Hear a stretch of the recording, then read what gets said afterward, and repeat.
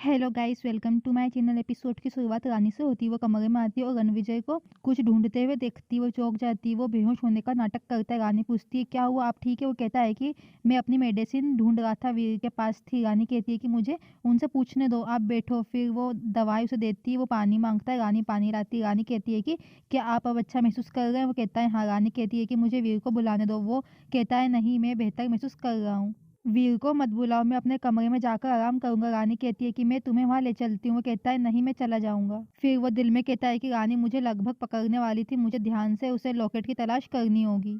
राजेश्वरी उदास बैठी रहती। रानी उसकी ओर देखती हुई कहती है कि मैं इन्हें इस तरह नहीं देख सकती, मुझे वीर से बात करनी होगी। रानी वीर के पास जाती है। वो उसकी पुरानी उसे ट्रॉफियां दिखाती है। फिर वो उन्हें देखता है। वो अपने पुराने खिलौने देखता है और उनके साथ खेलना याद करता है। वीर कहता है कि तुम्हें ये सब कहाँ मिला? रानी कहती है कि ये सब बातें बताती। रानी से आपसे प्यार करती, अगर उन्होंने नहीं किया होता तो इसे वो अभी तक संभाल के नहीं रखती। वीर कहता है मुझे नहीं पता कि उन्होंने इसे सेफ क्यों रखा है। वो कहाँ थी जब मुझे उनके प्यार की ज़रूरत थी? वो मुझे भगाती गई। अगर उन्हें का पता नहीं चलता कि मैं उनका बेटा हूँ तो वो मुझसे नफरत करती। रानी कहती है कि आप उनकी नफरत के कारण नहीं जानते। वो कहता है क्योंकि मैं उनके लिए अनाथ था। रानी कहती है कि सच नहीं है। रानी को हमेशा लगता था कि तुम दिग्विजय के नाजायज औलाद हो।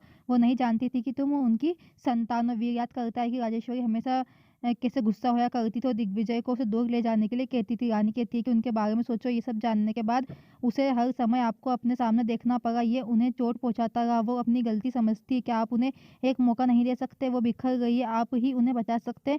फिर उन्होंने ये पूजा तुम्हारे लिए रखी, आपको इसमें हिस्सा बनना होगा। वीर चला जाता है। पूजा शुरू होती, राजेश्वरी वीर का वेट करती है और वो नहीं आता। राजेश्वरी कहती है प्लीज वीर आओ और अपनी माँ को माफ कर दो। रानी नीचे आती है। राजेश्वरी पूछती है कि वीर का है? रानी कहती है कि वो फिर बैठ जाती है। वीर नीचे आता है। राजेश्वरी चौंक जाती है। सब खुश होते हैं। वो पूजा में बैठ जाता है। राजमाता कहती है कि मेरा पूरा फैमिली एक साथ है, काश दिग्विजय भी यहाँ होते। रणविजय कहता है कि अगर उन्होंने मेरी बात सुनी होती तो वो यहाँ पे हो सकते थे।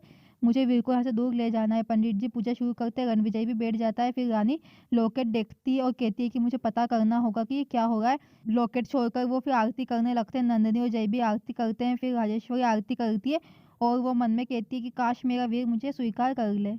वो बेहोश हो जाती है। रानी उसे देखती है। वीर उसे पकड़ता है, कहता है कि रानी से क्या तुम ठीक हो? वो कहता है यहीं बैठो, बीपी मशीन लाओ। राजमाता कहती है कि उन्होंने 5 दिनों तक दवा नहीं ली। वीर कहता है कि आप ऐसे कैसे कर सकती हो? आप अपनी मेडिसिन को कैसे छोड़ सकती हो? मेरा मतलब आपकी वजह कुछ भी हो, लेकिन आपको दवा लेनी चाहिए।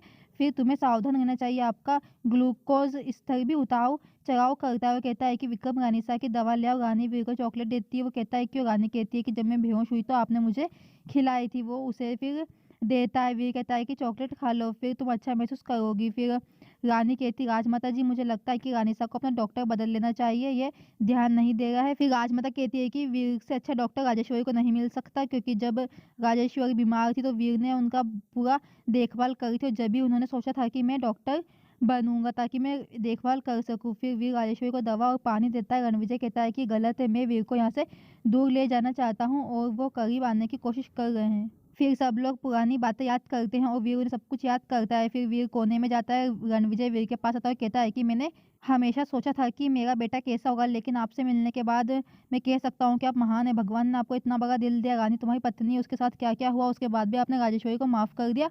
रानी वहां पे आती है, वो सब सुनती है। फिर रणविजय उससे प्रसाद लेकर चला जाता है। रानी मन में कहती है कि वो वीर को क्यों उकसा रहे थे, ठीक नहीं लग रहा है मुझे।